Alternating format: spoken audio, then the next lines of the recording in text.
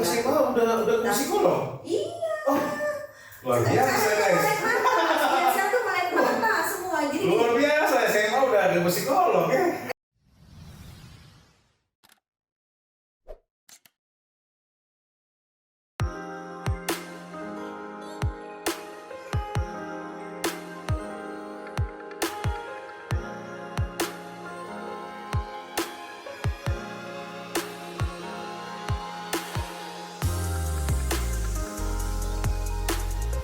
Oke guys, balik lagi di Studying Berat Channel, channel yang memberikan informasi, edukasi, dan yang pasti motivasi. Nah, jadi malam ini kita ketemu lagi guys. Kali ini kita akan bahas tentang masih tentang dunia kesehatan lah bisa dibilang. Tapi yang kita bicarakan hari ini adalah menyangkut kesehatan mental, bisa dibilang ya, mental dan jiwa lah ya, mental dan jiwa manusia. Nah, area ini kita sering dengar nih ada istilah psikolog gitu. Jadi untuk konten malam ini kita kedatangan tamu nih guys, seorang psikolog yang berpraktek di salah satu rumah sakit ya, kita sebut aja Siloam lah ya. Ya, rumah sakit Siloam di Kota Palembang. Ini kita akan perkenalkan dengan psikolog, bisa disebut psikolog ya? Iya. Ya, dengan Mbak Reni Permataria. Mbak Reni, oke, boleh Mbak dibuka aja. Nah, biar kenal kan? Ya. Sebenarnya untuk psikolog ini kan sering tuh ya guys kita dengar kan psikolog kan sering gitu ya Mbak Reni ya. Nah, cuman ini juga gua agak sangat awam ini soal pengetahuan psikologi ini kan, taunya kalau udah orang stres larinya ya psikolog gitu kan dok ya, kayak Mbak ya gitu. Jadi dari tadi gua manggilnya dokter, jadi kita minta penjelasan nih kenapa nggak mau dipanggil dokter istilahnya tuh ya. Dokter itu mungkin identiknya kan dengan orang yang menyembuhkan seperti itu ya, tapi nanti kita coba gali. Nah jadi itu tadi dengan Mbak Reni, apa Mbak? Nah, gelarnya apa? SPSI. SPSI. SPSI itu sarjana psikologi. Sarjana psikologi. Psikolog. Ya. Oke. Nah, jadi itulah tadi sedikit perkenalan kita dengan psikolog yang akan mengisi konten kita malam ini. Gue agak pelan-pelan nih. Ya, ini makanya malam ini coba kita gali nih dunia ini kan. Ini memang dunia yang penuh dengan apa ya sekarang ya, melihat keadaan sekarang kan, melihat kejiwaan manusia sekarang, mental manusia sekarang gitu Mbak ya. Gue juga buka dulu deh biar agak nah, jadi itu Mbak ya. Nah jadi Mbak Reni ini sudah berapa lama Mbak Reni jadi psikolog? Lulus psikolog itu tahun 2000 Mas Andri. Oh 2000 ya? Iya. Oke, nah jadi kita cerita dulu nih ya sebelum kita gali-gali soal hal-hal yang berkaitan dengan psikolog ini. Mungkin tadi Mbak Reni cerita soal sudah berpraktik sejak tahun lulus ya? Lulus sejak tahun 2000. Nah, sekarang mungkin kita ke belakang dulu, Mbak Reni dulu awalnya itu kenapa milih psikolog? Gitu. Santai lagi. Sorry nih Pak ya, gue agak banyak penyesuaian dulu nih, karena memang bahasan ini agak kurang kuasain, gitu kan? Oke, aku salah nih loh. Iya. Sering juga sih Mas ditanyain. Begitu ya? Iya. Maksudnya gini, kalau dulu yang sosok yang aku kagumi itu kalau Mas Andri kenal itu Tika Bisono. Tika Bisono. Penyanyi juga, sempat nyanyi. Tahun berapa tuh ya?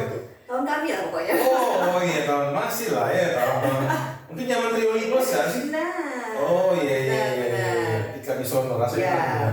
Nah, pada saat saya mau penjurusan itu ya kayak anak-anak sekarang lah. Pas udah SMA nih ya? Iya, tes dulu ikut tes minat bakat nih. Karena kan jangan sampai salah jurusan. Karena kan tahu kekurangan masing-masing. Kekurangan saya itu di numerik. Numerik. Angka. IPA. IPA. Jadi saya dulu memahami kalau mending hafalan sudah. Jadi salah satunya adalah saya psikologi jurusannya. Ada psikologi, ada hukum, ada bahasa Inggris. Nah kalau hukum, ayah saya bilang sudah kebanyakan. Hukum sudah kebanyakan. Saudara-saudara yang kuliah di hukum semua. Ekonomi dan hukum itu mungkin masuk dalam dua peringkat terbesar favorit bener gitu kan. Betul. Walaupun dulu psikologi juga mungkin masih belum terpikirkan gitu ya, tapi itu tadi saya tuh ingin menyelamatkan diri sebenarnya Mas. Oh gitu, jadi awalnya. Iya kan? Nah, ternyata kan bisa. Tapi tahu kan, yang dipilih itu memang itu yang mau dituju ya, bukan cuma pokoknya masuk ini, bukan. Tapi lebih ke pelarian dalam artian saya tidak mencari yang ada hitung-hitungan tidak. Oh gitu. Tapi ternyata itu statistik ada 4 Mas. Oh. Itu sih benar-benar yang coba gitu ya. Jadi maksudnya nggak ada yang masih ada ternyata ya dimanapun jurusan mungkin ada ya. Akhirnya kan ada dasar lah ya. Kan ya. Ya itu statistik ada 4. Jadi kalau salah satu saya dapat B, itu mungkin dosennya pas mati lampu itu. Dan kalau saya dapat C, saya nggak bakal mau ngulangin. Saya terima dengan ikhlas hati kan. Daripada nanti malah ngulang lagi. Malas belajar lagi ya. Iya. Nah jadi itu. Tapi berupaya pasti dapat B lah ya minimal ya. Berupaya sekelas tenaga itu dapat B nggak dapat A ya. Pasti tadi ya itu mentok aja lah. Dan ada yang lainnya juga ada hitungan. Tapi saya tetap. Dan dulu kami termasuk angkatan lama, di mana psikolog itu bukan untuk S2. Bukan untuk S2. Bukan yang lanjut S2, belum. Ini kayak program profesi juga sebelumnya, jadi ikut yang pelatihan alat tes lah. Itu kami dulu angkatan itu. Baru kemudian beberapa tahun setelah itu baru harus program profesi dan setelah itu harus lanjut S2. Oke. Iya. Tadi itu sedikit Mbak ya, tapi boleh lah juga kita informasi. Sebenarnya kalau secara disiplin ilmu ini lebih ke mana ya? Kesehatan atau makanya dari bilang di awal bingung ini dokter dulu dari kemarin nanya dokter terus ya. Karena kerjanya di rumah sakit. Ya benar. Nah, ini jujur gua awam nih Mbak ya. Jadi tapi ini juga kayaknya ada sosialnya juga ya, masalah manusia secara interaksi manusia gitu ya, kira-kira seperti itu ya. Kalau ditanya psikologi itu berdiri sendiri sih Mas. Oke, jadi psikologi itu berdiri sendiri ya. Jurusannya satu psikologi. Oke. Nah tapi nanti di dalamnya misalkan gini, setelah lulus sarjana psikologi mau melanjutkan S2 itu ada pilihan. Nah tapi kalau kami yang masih angkatan lama tidak ada yang khusus di mananya, jadi agak kemaruk gitu ya istilahnya. Iya. Jadi angkatan lama maksudnya? Ya angkatan kami kan angkatan 91 nih kuliahnya. Maksudnya jadi psikolognya itu gelar profesinya psikolog ini bukan di S2. Kalau di anak-anak sekarang yang harus lanjut S2 dia harus memilih salah satu. Misalkan psikologi. Tapi kalau di S1 sudah lulus dia bisa praktek sebenarnya? Belum. Sekarang? Harus lanjut untuk profesi psikolog kayak dokter deh. Kan kalau lulus kan cuma sarjana kedokteran saja. Betul, praktek umum jatuhnya ya, gitu. Belum boleh ada SIPP, belum ada. Tetap harus melanjutin. Harus melanjutkan, baru ada surat izin. Maaf nih Mbak, masalahnya bener-bener awam nih. Mudah-mudahan ini jadi edukasi lah untuk kawan-kawan yang mungkin juga penasaran mau kuliah di psikologi kan. Oke. Terus Pak tadi saya potong. Apa yang ingin didalami, ditekuni? Kalau saya di rumah sakit, saya termasuk psikolog klinis. Oke, psikolog klinis. Psikolog klinis.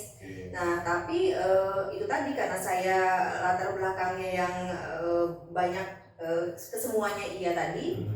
Jadi apabila misalkan nih marketing ada kerjasama gitu ya, dan mereka akan rekrutmen misalkan. Nah, kita juga. Oke Pak, itu agak dalam ya. Tapi itu pilihan juga. Oke, pilihan juga. Industri dan organisasi. Iya, jadi kayak di perusahaan itu ada HRD gitu ya. Ada HRD, dia ada psikotes untuk penerimaan karyawan. Ya.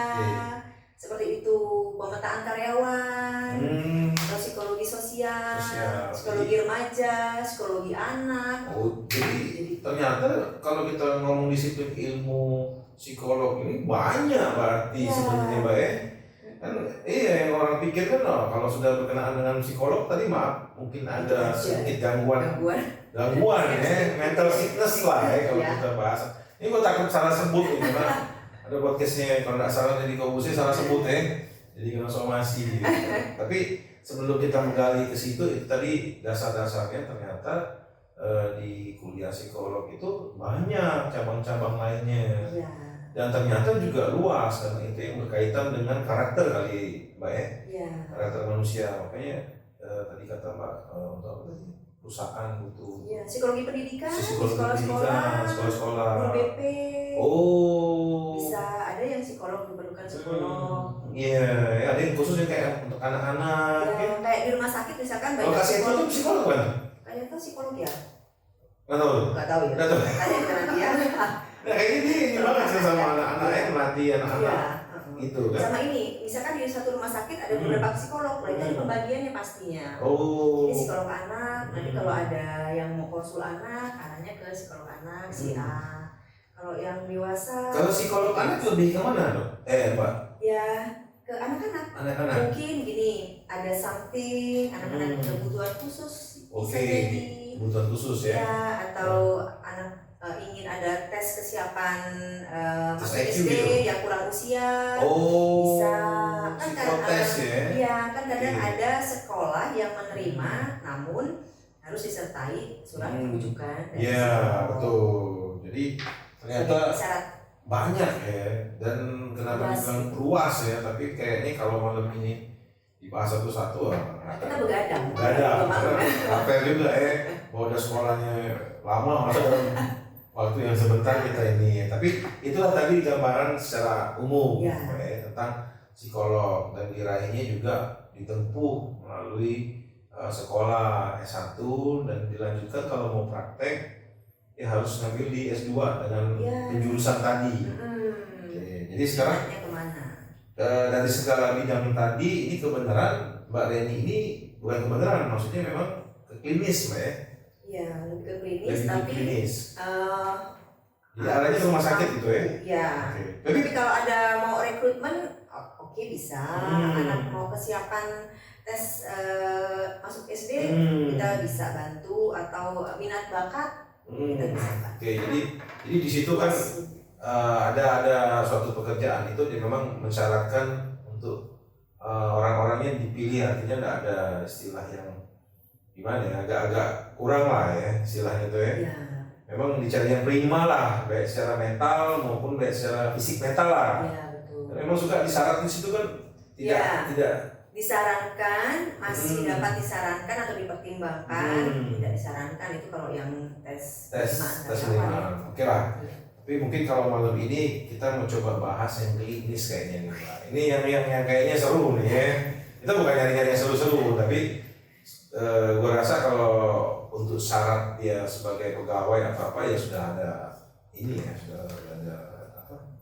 Panduan istilahnya itu kan, ini cukup atau enggak segala macam. Kalau tes IQ itu termasuk beda lagi, kerjaan psikolog bukan kalau tes IQ ya, masuk ke situ ya.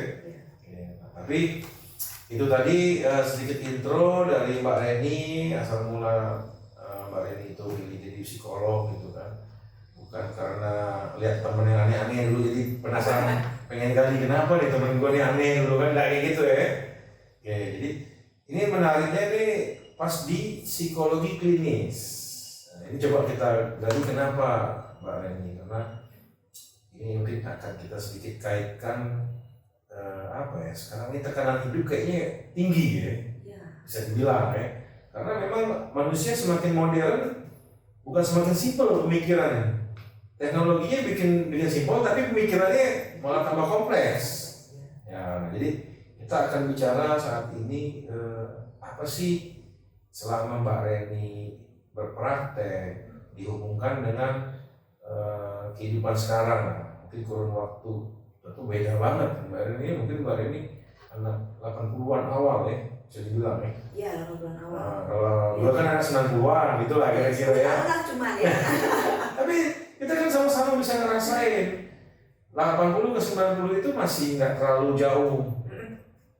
jauh lah kan, artinya dari segi sama sopan santun, Ya, sedikit. ya. Itu kan tetap berhubungan kan dengan psikologi, mental, kelakuan atau karakter orang.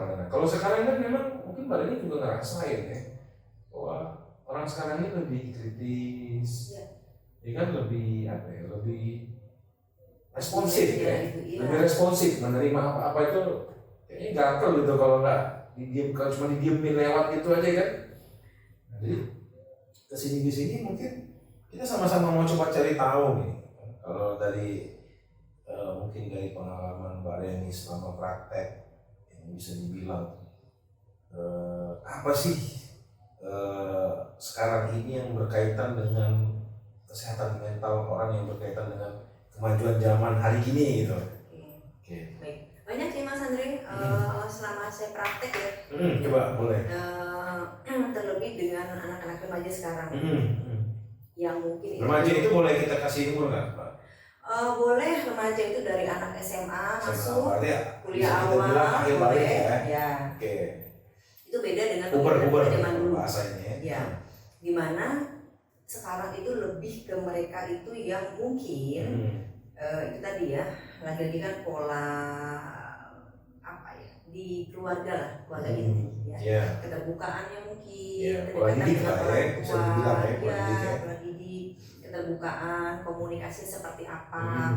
Karena apa yang banyak adalah yang datang gitu ya, entah yang masih SMA, entah sudah SMA udah psikolog? Iya.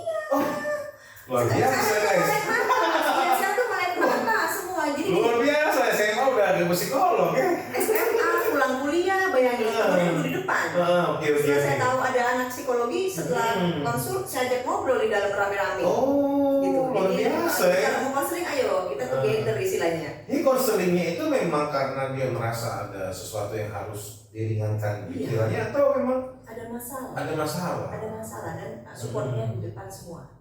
Gitu. Kalau boleh kita sedikit kasih apa ya, klasifikasi sebenarnya kalau orang-orang yang kayak anak SMA lah ya bisa dibilang, karena ini di luar bayangan gua, ternyata anak SMA udah psikolog gitu kan. Setahu gua SMA itu masa-masa yang apa ya, lepas gitu kan. Sekarang lebih kompleks ya Mas Andri tadi. Beda dengan kita. Jadi kita gini, zaman kita kan belum ada lagi nih. Jadi balik-balik lagi ini setiap hal perkembangan ini gak jauh-jauh dari teknologi. Iya, zaman dulu kan kita kan istilahnya ada katarsis emosional atau pelepasan emosional itu dengan bermain, bercerita. Alhamdulillah dari SD, SMP, SMA sampai kuliah kok gak ada gitu yang berat gitu ya. Maksudnya itu yang kalau sampai ke psikolog gitu loh. Ya udah, nanti kalau putus, kalau misalnya galau-galau itu kan wajar lah ya. Tapi ini sampai ke psikolog gitu kan. Iya, maksudnya kalau dulu kan permainan pun kan yang mengeluarkan keringat, kasti, apalah gitu kan. Kalau sekarang kan diem aja, ya mungkin juga di sana juga kurang. Yang ingin saya ceritakan tadi adalah ya anak-anak ini mudah sekali untuk melakukan self harm. Nyakitin diri sendiri dengan tapi gini, kalau mungkin adalah ya namanya, maaf nih kita bukan maksud ini agak sensitif nih sebenarnya ya, tapi oke lah, ini kan untuk edukasi. Iya. Tentu kan biasanya kalau zaman kita dulu mungkin Mbak ya, kalau yang punya trauma tinggi itu yang mungkin dulu broken home, yang memang pukulannya tuh di situ kan, atau misalnya ada hal-hal tragedi lah, kecelakaan, ada cerita, misalnya kecelakaan sekeluarga meninggal semua, tinggal dia, dan pukulan yang luar biasa juga buat dia kan, jadi itu akan mempengaruhi kesehatan mental. Ya kan? Itu juga sih Mas Andri, saya juga tidak pernah menyalahkan, saya dengarkan ya kan. Tapi ini penasaran loh Mbak, ini sebenarnya jadi agak menggelitik ya. Bener loh, anak SMA, kalau SMA tuh umur 16 ya, anak SMA, iya, dengan beragam. Boleh tahu nggak Pak? Ini kita nggak usah sebutin orang ya. Iya. Apa masalahnya itu sampai ke psikolog, apa putus pacar? Oh enggak, lebih ke ini. Anak-anak sekarang kan dengan identitas itu. Nah, dengan dunia sekarang kan sudah ada krisis identitas ya. Ya kan mesti gini, dia ada permasalahan. Mereka anak-anak ini ada permasalahan dengan dirinya sendiri, ya. dirinya sendiri itu siapa?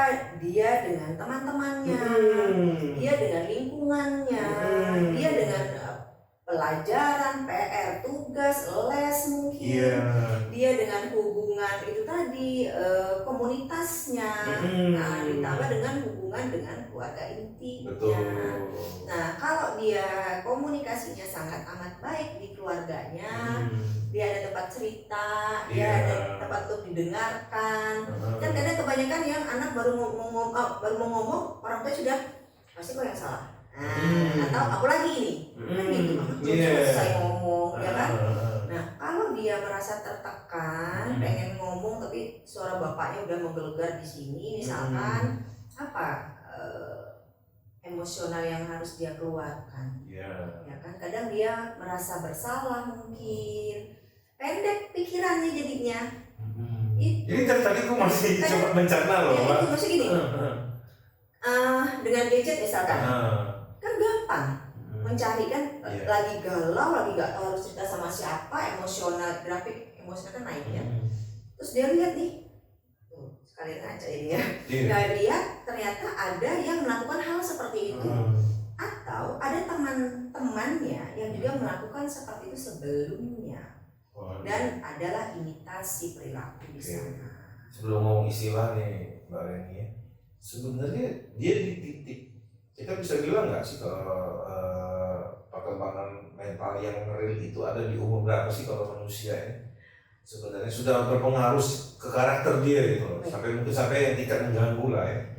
Kalau dikaitkan dengan usia tuh kadang korelasinya juga kurang sih Mas, kan ada yang usianya muda, kedewasaannya sudah terlihat, ada yang usianya 50-an, pola pikirnya belum, ya kan? Tingkat kedewasaan. Banyak juga sih sekarang yang udah 50 tapi masih pengen caper lah gitu kan ya, pengen gimana lah ya. Iya, ini kan proses pendewasaan ya. Seperti itu. Terus sampai kapan lagi dia mau dewasa kalau udah 50 gak dewasa? Kalau dia mau belajar. Kalau dia mau belajar, oke. Belajar kan kita ada di mana-mana. Ya kan? Tapi boleh balik lagi ke anak SMA tadi. Ini gue masih tadi putar terus otak gue nih. Karena apa ya? Karena saya zaman SMA gue nggak segitu-gitu amat lah gitu. Nggak ada. Terutama mungkin di Palembang ya, karena kalau di kota-kota besar ya. Paling beranteman. Ya putus, jatuh cinta pertama, gitulah ya. Yang lain. Betul. Kayak gitu.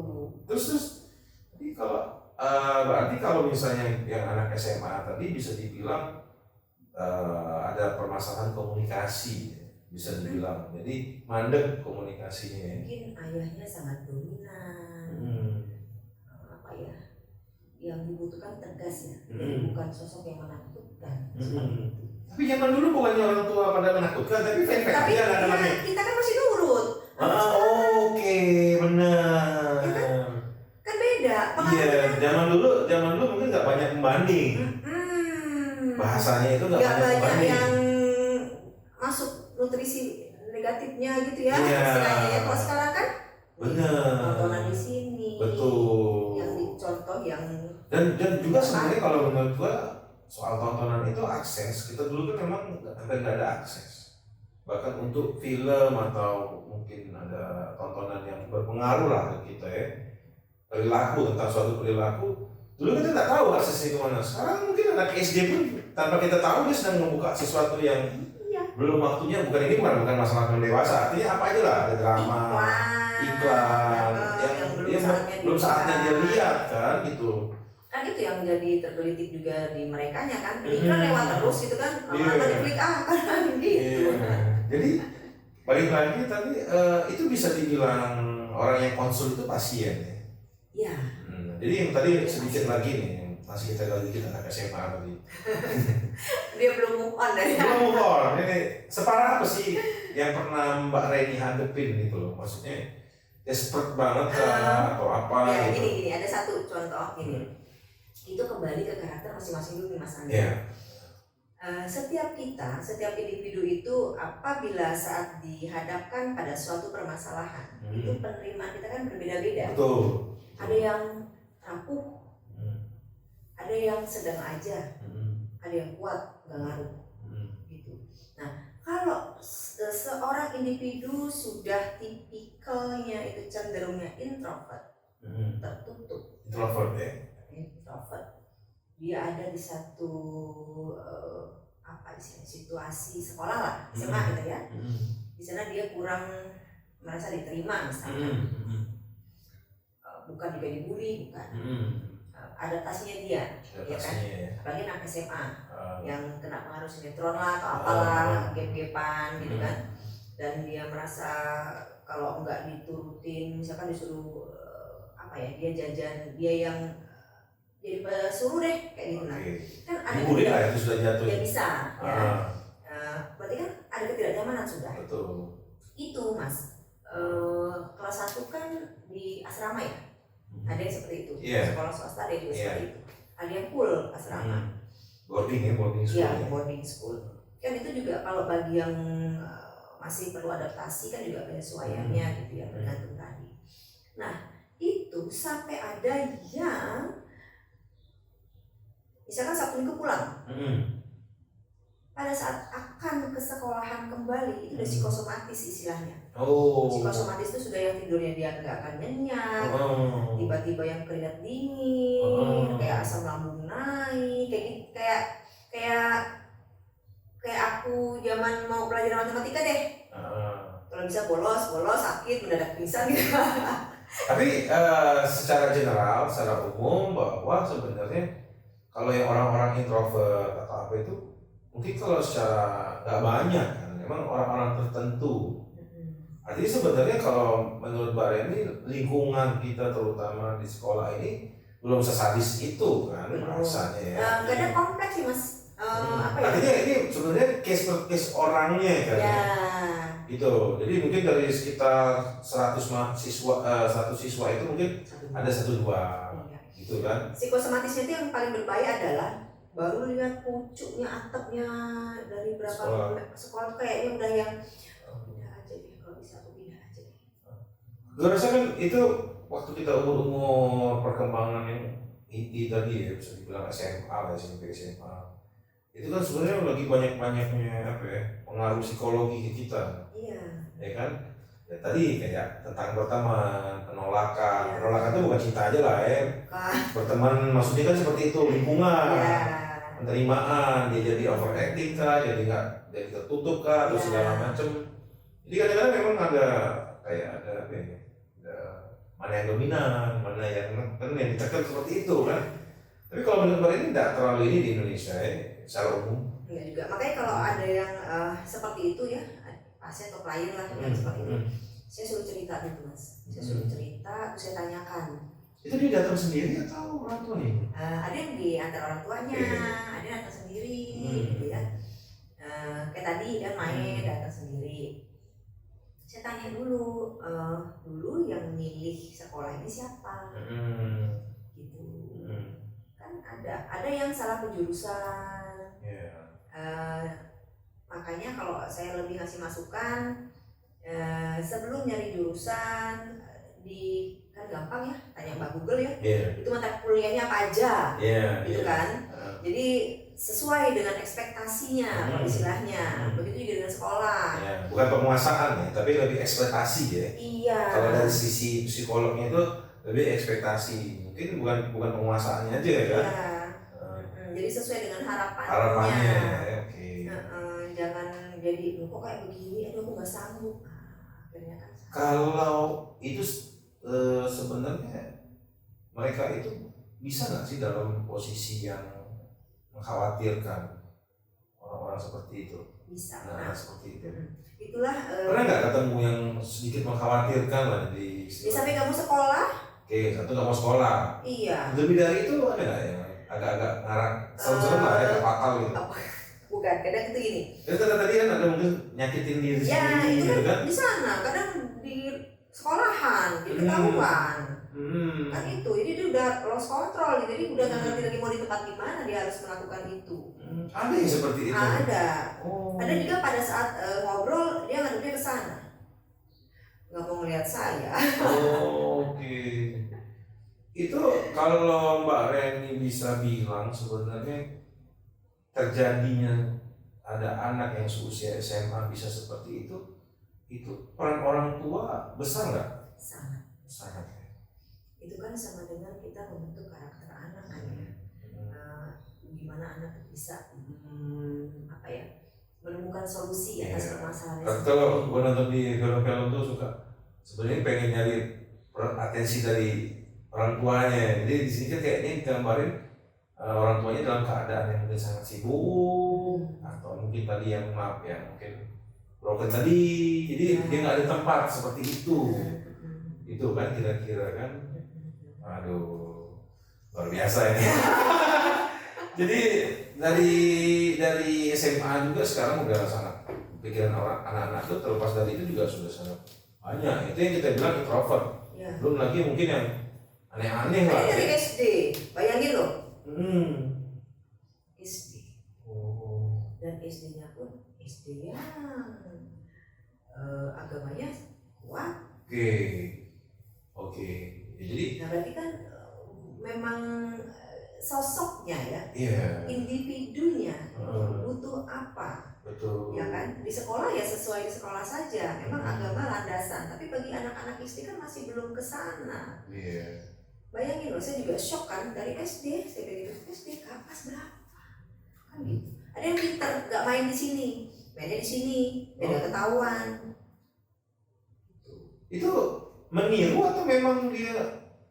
Ada perilaku manusia, saya pasti tanya, oh dari mana? Itu kan nggak mungkin lah, sama sekali tiba-tiba kita begitu kan, pasti kan ada perilaku imitasi. Benar, ada yang melihat dari itulah. ada cerita dari teman.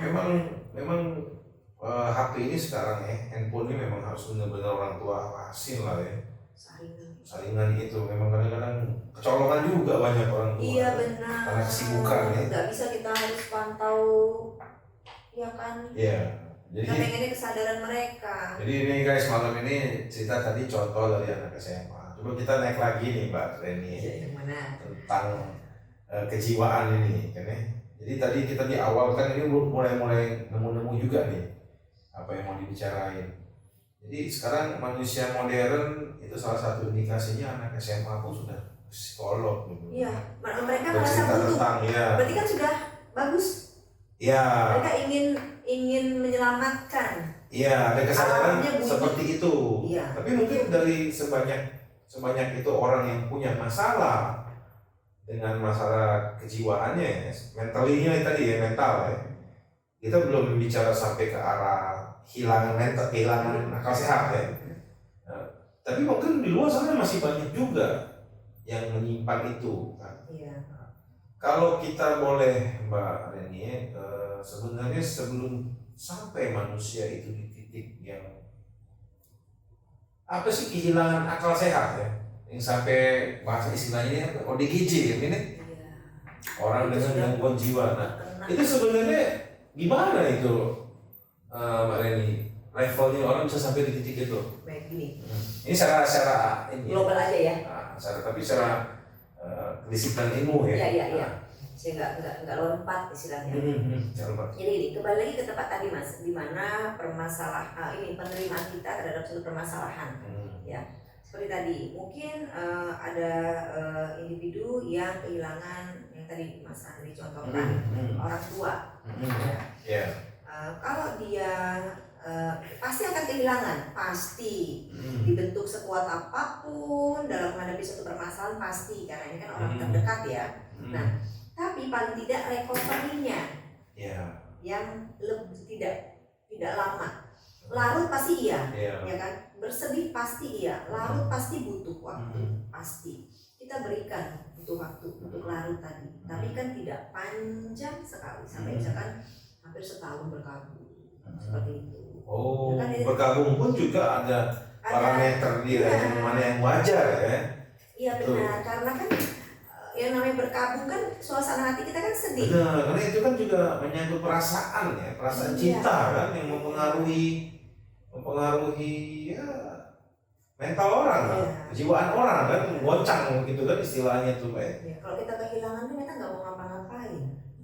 Berarti kan yang selama ini. Tapi secara keilmuan tadi Mbak bilang ada juga batas-batas orang luka itu secara umum. Iya. Pelajarin itu ya. Ini sih apa namanya rentangnya pasti ada. Maksudnya gini, karena kita kan ingin menyelamatkan diri kita sendiri. Betul. Kalau kita berkabung silakan, karena kita pasti merasa kehilangan sangat amat, itu pasti dipahami. Tapi kalau sampai menjadi hambatan ke depan, aktivitas nggak lagi, di kamar aja, merenung, mandi pun malas. Ada ya? Pasti. Ya. Dan maksudnya yang sudah Mbak ini mungkin tangani yang berduka terlalu lama tadi. Ya bisa, atau ini kegagalan. Ya, kegagalan misal obsesinya ingin masuk kuliah ini, gagal, padahal baru sekali gagalnya, misalkan.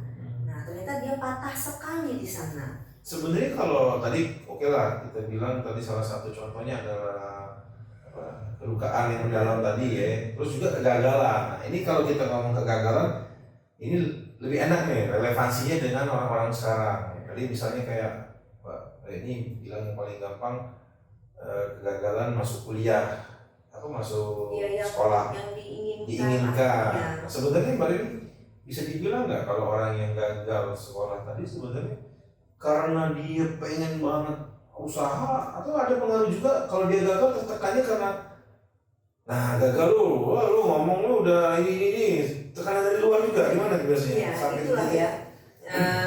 Banyak penyebab ya Mas ya. Iya. Kenapa orang kadang bilang kan baru gagal sekali, ya kan nggak ngerti dianya seperti apa. Iya. Sosoknya dulu, sosoknya nih, sosoknya dia nih seperti apa.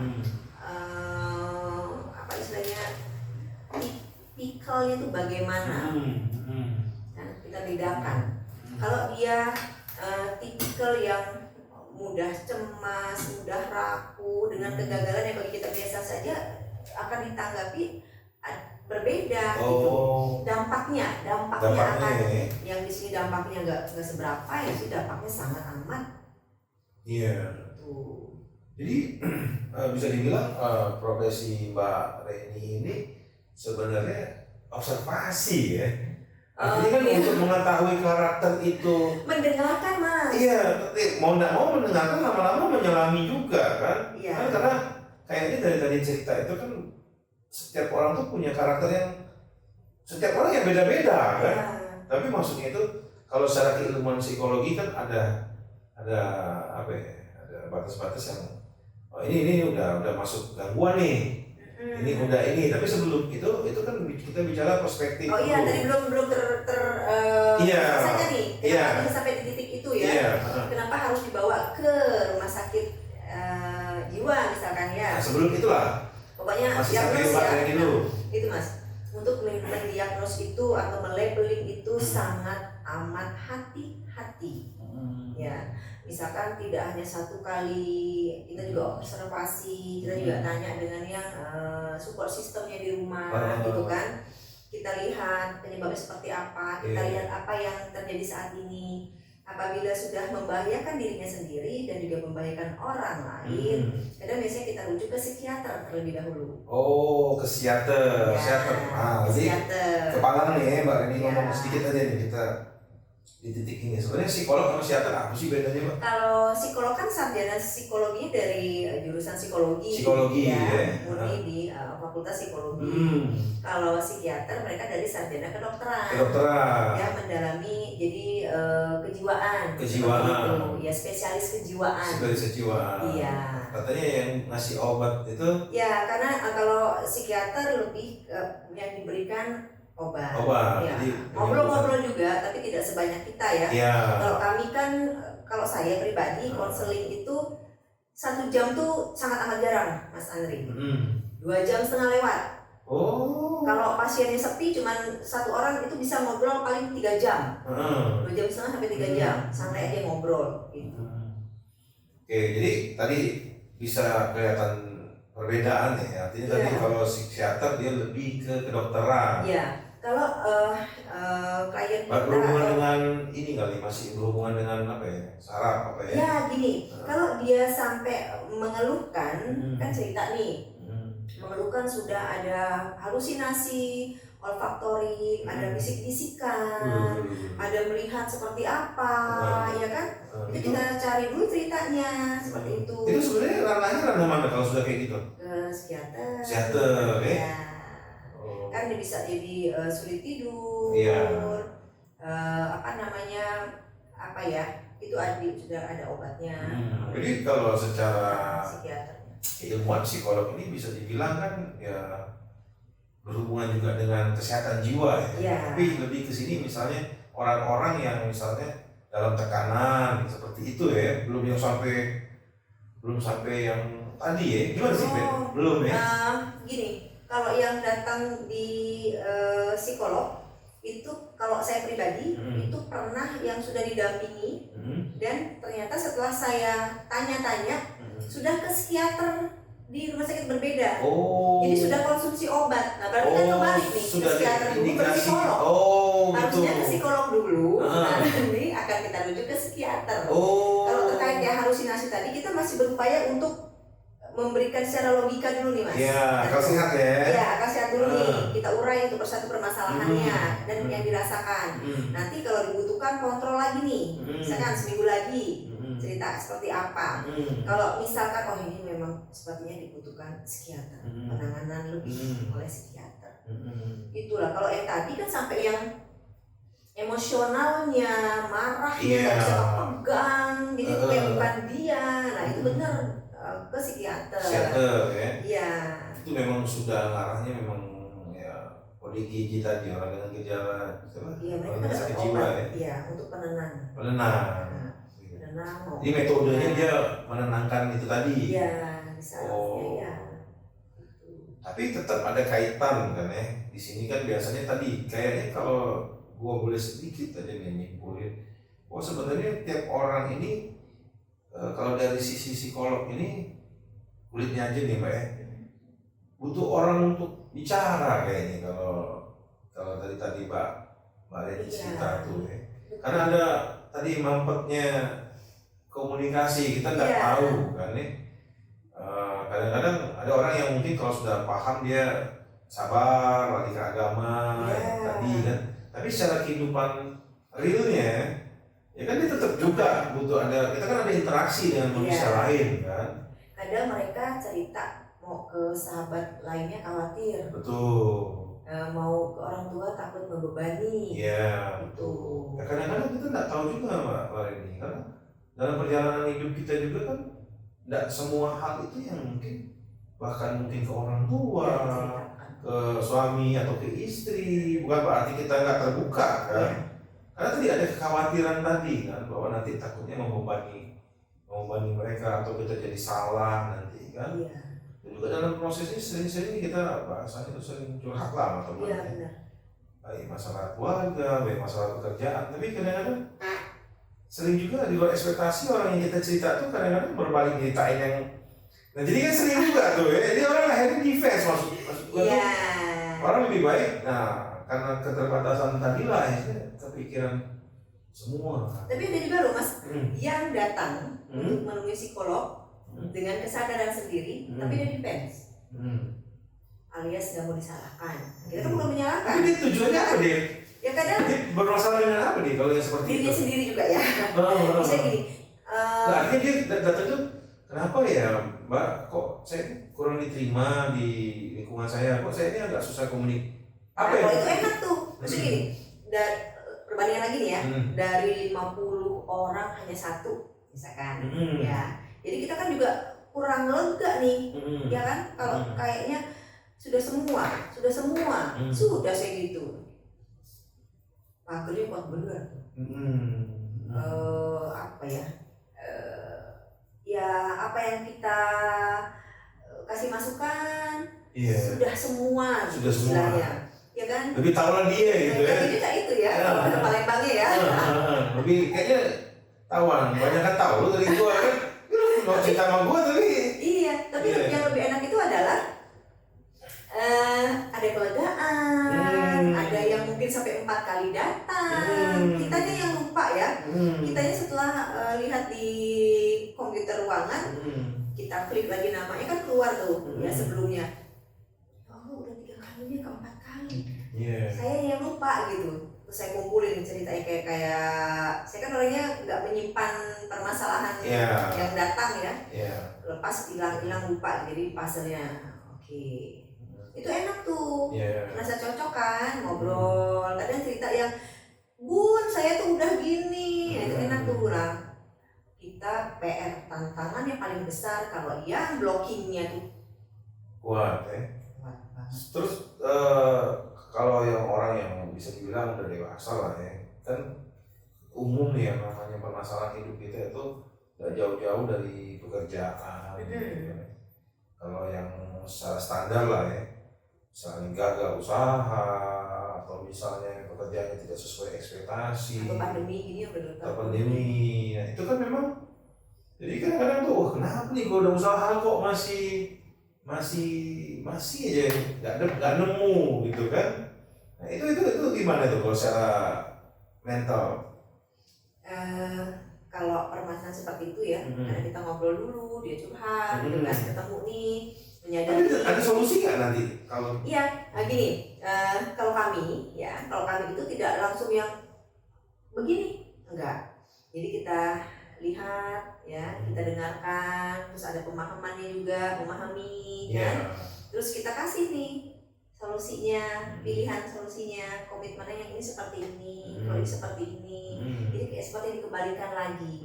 Tapi itu tadi diurai dulu yang kusut. Ya kan, permasalahan kan banyak. Ya kan, apa dulu nih? Tuh. Kadang ada yang duduk awalnya langsung bilang gini, saya tuh kesini tapi apa yang mau saya ceritain ya? Gitu. Terus gimana saya tahu? Caranya juga ngocol ya. Apa yang dirasain. Nah, akhirnya ngalir. Ternyata nggak cuma satu. Ternyata pada saat saya tanya, begini enggak? Kayaknya enggak. Silakan cerita. Ternyata iya, ada. Nah itu akhirnya kami mendengarkan, terus kita memberikan logika, ya, memahami, gitu kan, terus membandingkan itu untuk memotivasi diri. Kita dari cerita pembanding itu untuk memotivasi diri. Jadi sebenarnya kita juga nggak jadi bagian dari menyelesaikan masalah, misalnya masalah keuangan dia yang bikin ngepres gitu kan. Tapi lebih ke dirinci. Tapi dia karena ya yakin lah bahwa masalah itu pasti bisa nanti juga selesai kalau kita memang baik. Yang penting sekarang kita sehat dulu deh gitu kan. Pikiran kita sehat. Keuangan ini apanya yang ribet gitu. Pengeluaran Mbak, Bun, apa gitu. Ini. Oke. Kalau saat ini apa yang lebih diprioritaskan? Kita jadi kayak ngajak ngobrol. Gitu. Jadi dia juga melek nih gitu. Oh iya ya ini nih berarti gitu. Wah, jadi pulang dengan kelegaan itu yang. Kalau boleh tahu dari Mbak Reni pertama kali praktek sampai hari ini udah nangani berapa orang nih? Waduh banyak ya. Kadang satu hari itu saya kan praktek cuma 2 jam nih Mas. Kalau Sabtu jam 10 sampai jam 12. Kalau Sabtu dapat 6 pasien. Itu tiap praktek ya? Seminggu berapa kali? Enggak. Seminggu Senin sampai Sabtu. Senin sampai Sabtu? Iya. 2 jam. 2 jam. Prakteknya 2 jam. Nah kalau yang 2 jam ini ada 6 orang, saya bisa pulang jam 5. Ya kan? Saya sampai tutup ya. Gitu. Karena kan saya 1,5 jam.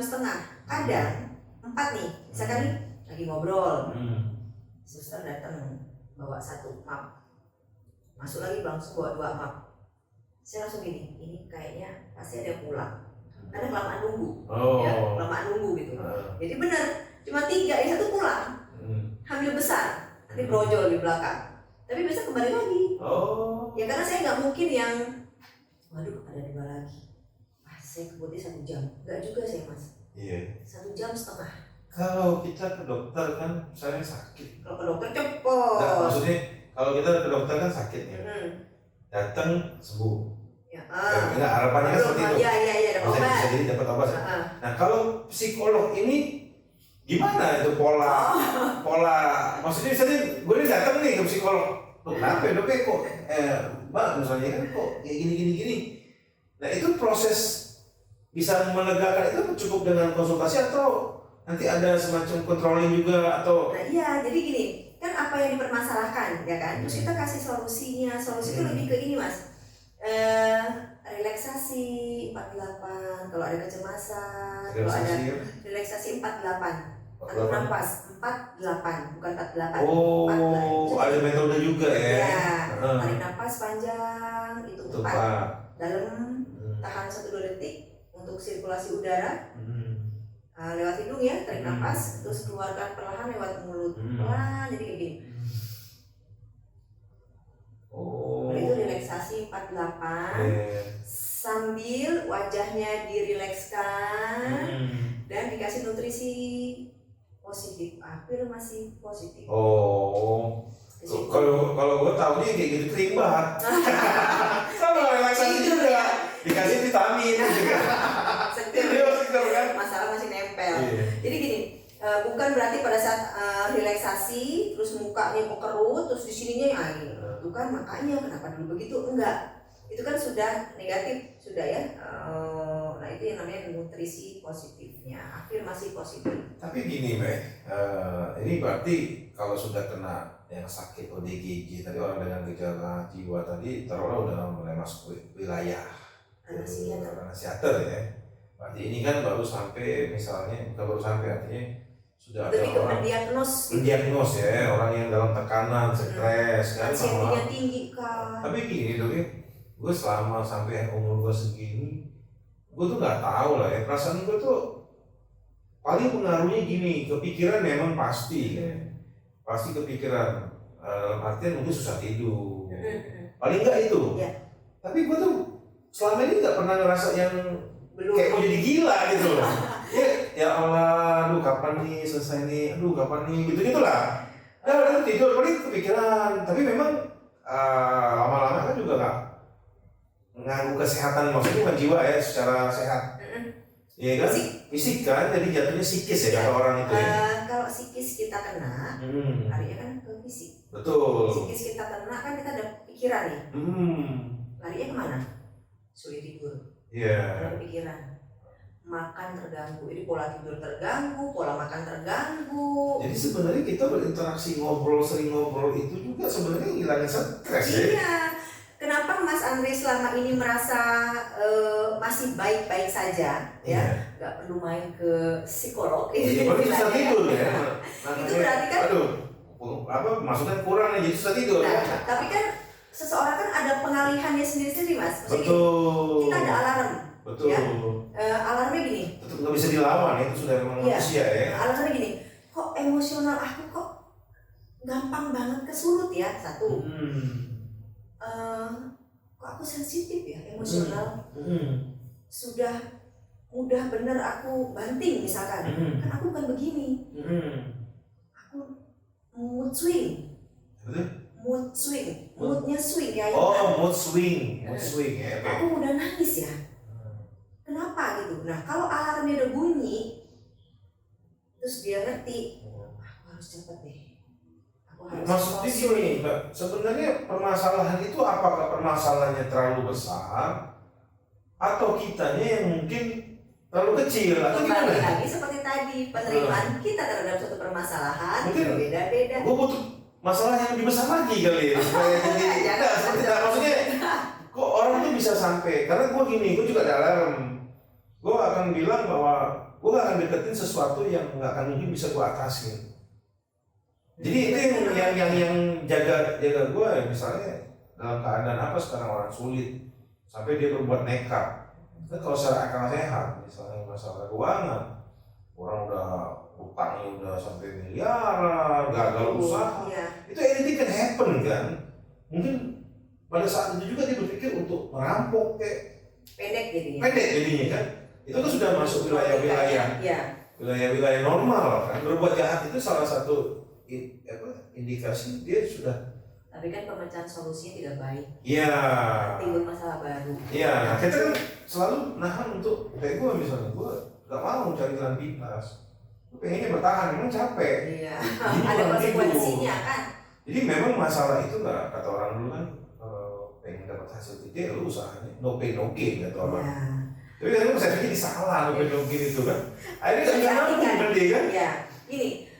mungkin Mas Andre termasuk tipikal yang ada pengalihannya, olahraga, kumpul sama temen, buat acara seperti ini idenya, ya kan lepas tuh emosinya, ya kan, ngobrol capek, kebantu tidur lebih kualitasnya, ya kan, kalau nggak ada ngapa-ngapain tambah berat di sininya, nggak ada mah kita ada mah.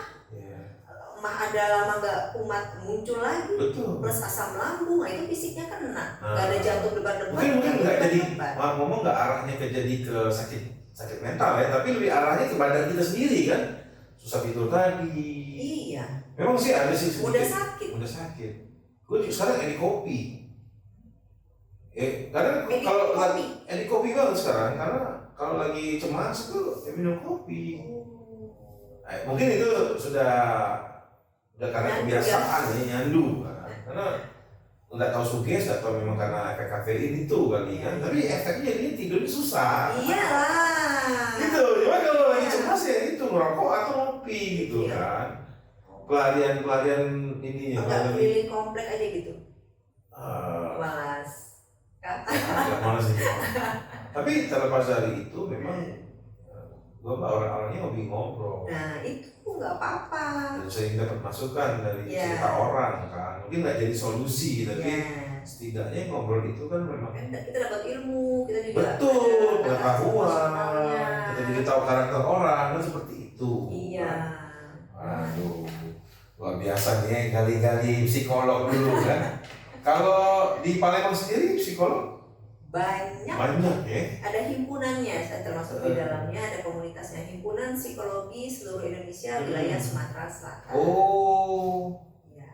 Jadi nanti yang suka ada ngadain tes IQ atau apa itu melalui itu sertifikasinya. Biasanya kerjasama sih Mas. Kalau sekarang misalkan nih KPU pemilihan calon anggota daerah atau pemilihan anggota dewan gubernur sekalipun sudah mulai bekerja sama dengan HIMSI. Dulu kan lagi rame tuh ada dewan orang yang nyalon tapi nggak jadi gitu kan, ada nggak yang datang lomba? Jadi kan stres tuh. Iya. Harapan pengen jadi dewan atau nggak jadi kan itu gitu. Iya. Nah itu tuh bisa juga kalau harapannya besar gagal kan banyak yang tapi kalau untuk men-state dia itu sudah apa tadi? Susah nih ini. Karena takut. Jadi orang dengan gejala sakit jiwa itu sekarang kan ada istilahnya gitu kan. Tapi masih bisa diselamatkan, ada yang masih bisa seperti itu. Stres itu mendekati gila nggak sih? Ya kalau stresnya tidak ditanggulangi sejak dini kan bisa ke depresi. Depresi, depresi. Kan stres dulu. Stres yang tidak tertanggulangi, dia stres nih. Kan ada yang stres sampai nggak makan, ada yang lebih makan banyak, kan ada gitu. Ada yang jadi nggak ngapa-ngapain, misalnya ke depresi, hilang minat, nggak mau kumpul, di rumah aja, nggak mau ngapa-ngapain, keganggu, arahnya ke sana, depresi berat.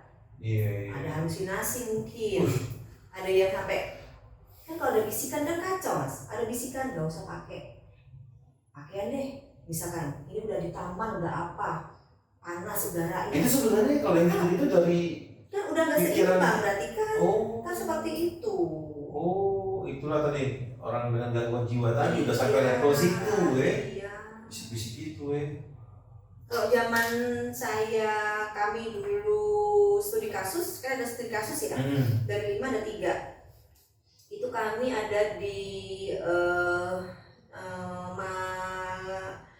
Magelang kalau nggak salah, Magelang di rumah sakit jiwa Magelang. Itu kami ada berapa seminggu kalau nggak salah di sana. Ada pasien baru itu masuk salah satu perguruan yang tidak kuat di sana. Perguruan apa nih? Kuliah? Iya, penjurusan. Perguruan silat bukan ya? Bukan. Penjurusan. Nggak kuat di sana.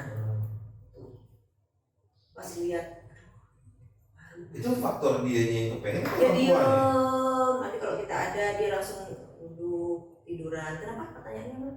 Ya itu karena paksaan orang tuanya atau memang? Nah itu yang harus digali. Oh, itu sampai kayak gitu dia.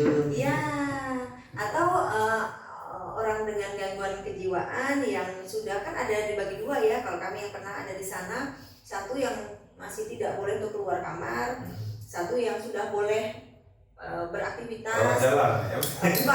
Bukan dijemput aja. Tapi kadang dijemput hari Sabtu, nanti kembali lagi gitu. Dan ada yang ikut nganter, tapi tetap dengan ini dia pemikiran dia. Misalkan gini, kita kan ngajak ngobrol ya. Terus tiba-tiba ada suster nih datang, terus dia bilang gini, itu tadi suster ngasih saya surat cinta loh, tuh ya kan. Itu bisa sembuh nggak sih sebenarnya kalau orang dengan gangguan jiwa tadi itu bisa sembuh nggak sih sebenarnya? Kalau disembuh tuh bisa nggak sih? Ada juga ya, ada. Tapi pasti ada proses panjangnya. Maksudnya gini, kan pasti dikasih obat, ya, dan itu harus rutin rajin dikonsumsi. Pada saatnya diobservasi oleh psikiater dan tim, mungkin obatnya akan berkurang dosisnya, dan support sistem dari keluarga. Jadi intinya tetap aja itu sebagai orang yang sakit. Ya, tapi mungkin 100% tidak juga ya, atau mungkin ada ya, saya juga kurang. Atau ada yang mungkin seperti sembuh tapi nanti ada pemicu. Iya, bisa. Iya, dan bisa. Ya, benar. Trauma-trauma tadi. Iya. Jadi sebenarnya di luar kesehatan manusia ya, tentang organ-organ kita ini, mental dan jiwa itu juga satu hal yang sangat penting untuk diperhatiin. Iya, ya kan? Dari kesehatan mental sedunia. Iya, benar. Kuncinya ya di mental. Benar. Ketakutan yang sangat, ya kan, apapun lah. Kita juga tidak bisa ngomong bahwa fobia itu sebenarnya sudah sakit mental atau masih sebatas penyakit ya istilahnya ya. Penyakit itu ya. Jatuhnya penyakit. Fobia itu kan bisa disembuhkan, diminimalisir. Iya, sampai ada orang kalau fobia apa aneh-aneh malah fobia kecoa lah, fobia laba-laba lah sampai nggak bisa napas. Itu kan hebat ya artinya kan. Bagi dia bisa bikin sesak napas, bagi kita ya ampun segitu aja, kan kita nggak bisa begitu juga. Iya. Kalau gue fobia gue sama lah dengan orang pada umumnya buntu. Iya baru ngomong saya. Fobia kantong kering. Ini ini bukan ini nggak ada yang nggak ada yang disimpan lah ya, tapi saya tahu yang gue tahu tuh baik ya. Kalau gue tuh melihat apa tuh ya udahlah, kalau memang bukan punya kita ya udah. Nerimo. Iya. Tuh, cuman memang harus diakui memang kalau yang namanya tekanan pekerjaan, tekanan target itu ya pasti lah. Dimanapun. Paling efeknya sekarang paling itu kan kurang tidur. Iya. Tapi akal sehat tuh terus tajam gitu kan. Iya, itu yang dijaga. Itu yang harus dijaga kan. Makanya harus konsumsinya benar, ya kan, aktivitasnya yang sehat. Kalau sudah tekanan pekerjaannya banyak, secinta-cintanya kita terhadap profesi kita loh. Betul. Tingkat kebosanan itu kan pasti ada. Karena gini Mbak, agama itu salah satu metode yang paling baik penguatnya.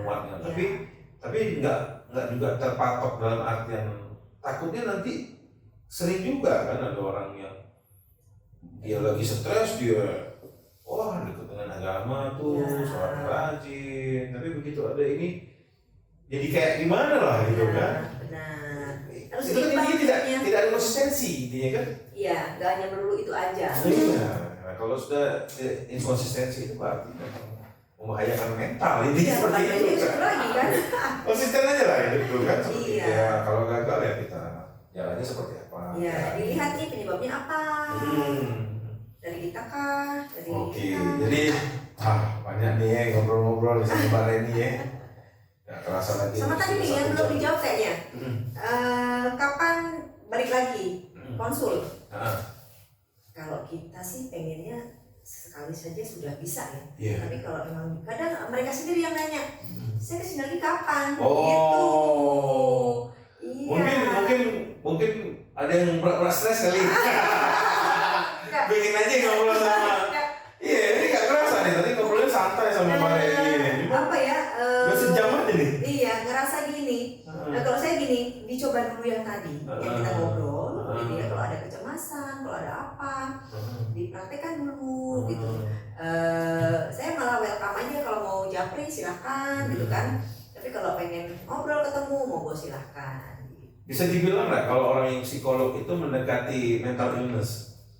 Dan juga yang preventif juga berarti kan? Yang preventif lebih tepatnya. Lebih tepat, dan mereka sudah ada alarm. Oh, alarmnya nyala. Kayak tadi, kok aku udah begini ya? Kok aku udah emosional ya? Udah emosional ya gitu. Atau sudah melakukan self harm terus merasa yang kayaknya aku salah. Makanya tidak ada kata terlambat gitu, dan tidak ada untuk disalahkan. Jadi juga bukan berarti kalau kita ke psikolog itu tanda kutip ada gangguan. Justru sebenarnya psikolog itu juga salah satu upaya awal ya, bisa dibilang ya, sudah mulai ada hal yang, jadi nggak usah nunggu sampai depresi banget baru ke itu yang baru ke psikolog, langsung ke psikiater. Itu yang pentingnya support system. Maksudnya gini, support system bukan hanya keluarga, mungkin guru, atau ya di luar sana ya, tetangga, yang peka, kan yang tahu anak kita, keluarga kita, murid kita, kalau kita guru ya, kok ini kayaknya anak ini biasanya sih ceria, kenapa jadi pendiam nih? Biasanya rame-rame kesana, kenapa enggak? Dipanggil, ajak ngobrol. Dari banyak ngobrol kita tadi, ya, intinya tadi memang yang berkaitan dengan psikologi, psikolog ini lebih karena kalau boleh sedikit ambil ininya, komunikasi lah ya. Komunikasi, karena kita manusia ini juga apalagi yang sekarang kan, kalau zaman dulu kita banyak diem nih karena kurang informasi. Kalau sekarang kayaknya orang kebingungan. Lebih banyak. Malah harus pintar nyari. Pintar ya, betul. Harus benar-benar tepat. Harus tepat ya. Ya, jadi itulah tadi udah sejam nih Pak Denny. Kalau di kita kan seperti biasa nggak bisa lebih dari sejam. Oh gitu ya. Kurang lebih lah, karena masalah teknis. Iya. Karena ini di podcast Setting Beras ini memang kita ngobrol seperti ini, jadi lepas kan. Iya benar. Baru kita ketemu, baru nanti kalau ngobrolnya baru ketemu. Ada aja gitu kan. Ada aja gitu kan, jadi nggak pakai skrip, aja lah. Benar. Cuman memang yang namanya ngobrol pasti kebanyakan kalau kasih dan ngobrol ya nggak kerasa, udah sejam aja nih. Ya. Tapi nanti boleh lah, ini banyak yang sebenarnya tadi gue mau bikin konten tuh tentang apa sih sekarang ini kok banyak orang yang nggak seperti dirinya gitu kan. Ada istilah nge-branding diri. Itu kan sebenarnya bisa dibilang bukan acting loh ya. Kalau memang artis itu kan acting wajar. Ya kan memang dia pelajari. Oh sekarang kok kayaknya banyak orang-orang tuh yang pengen banget show off gitu loh, terlihat gitu kan. Nah, tapi nantilah kita coba bersambung guys. Oke ya, episode berikut hari ini. Siap. Alhamdulillah. Siap aja. Nah, kalau di Setting Beras ini sebelum ditutup, Mbak ini harus bikin closing statement. Apa aja yang mungkin memotivasi atau mungkin mengedukasi, ayo seandainya hal seperti ini yang datanglah ke psikolog. Oh gitu. Oke, jadi silakan Mbak Reni untuk buat closing statement ya. Oke, baik. Ini karena waktu loh. Ini kan kasih tahu loh. Iya. Kita kasih ngobrol, oh iya itu. Yang nanya itu mesti pelan-pelan gitu kan, karena kompleks tadi loh. Masalah kejiwaan mental ini kan kompleks gitu kan. Oke, Mbak Reni silakan. Baik gini. Kita semua pasti ada permasalahan sendiri-sendiri. Ya, dengan kemampuan, kesanggupan akan merangkul diri untuk bisa membuat permasalahan tersebut menjadi tidak ada, bahkan menjadi kecil gitu ya, tidak mengganggu kegiatan dan sebagainya.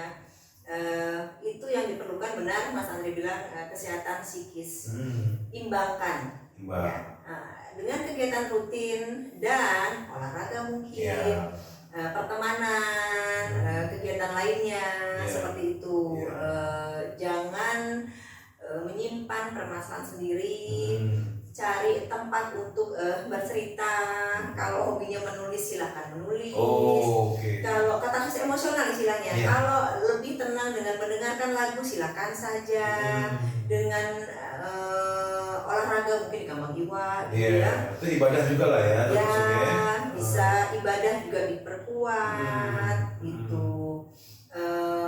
Gini, tidak ada yang tidak mungkin. Yang penting kita rangkul diri kita bahwa kita mampu. Oke, jadi itu guys.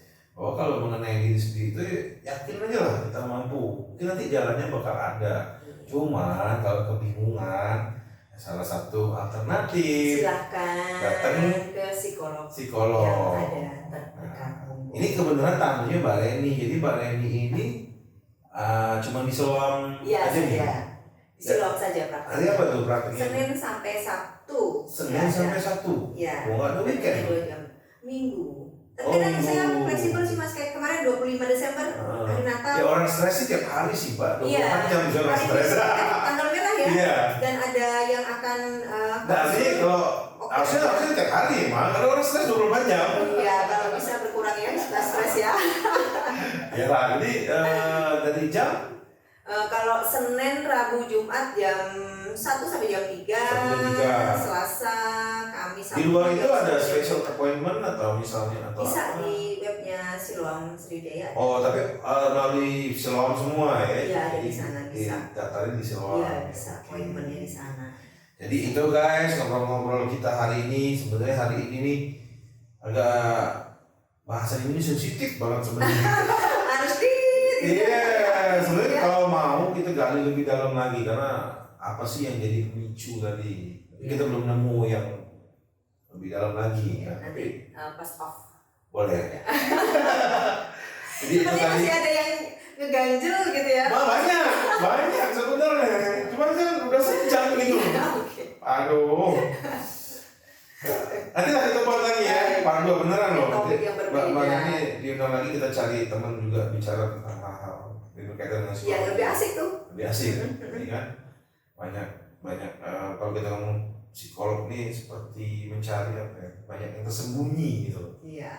Kayaknya orang tuh normal, tapi banyak yang tersembunyi. Ngomongnya ada psikopat, ada yang ada yang minus banget, ada yang ini. Ada kepercayaan dirinya kurang. Iya.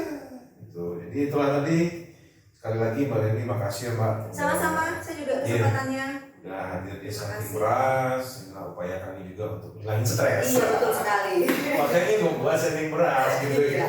Unik loh, secantik. Oh gitu ya, alhamdulillah. Mudah-mudahan lah nggak bisa kasih manfaat. Ya. Bermanfaat. Terima kasih. Jadi itu aja. Guys, jangan lupa untuk terus nonton Saking Beras, jangan lupa untuk like, share, dan pasti di subscribe. Mbak Reni, Saking Beras, kelapa.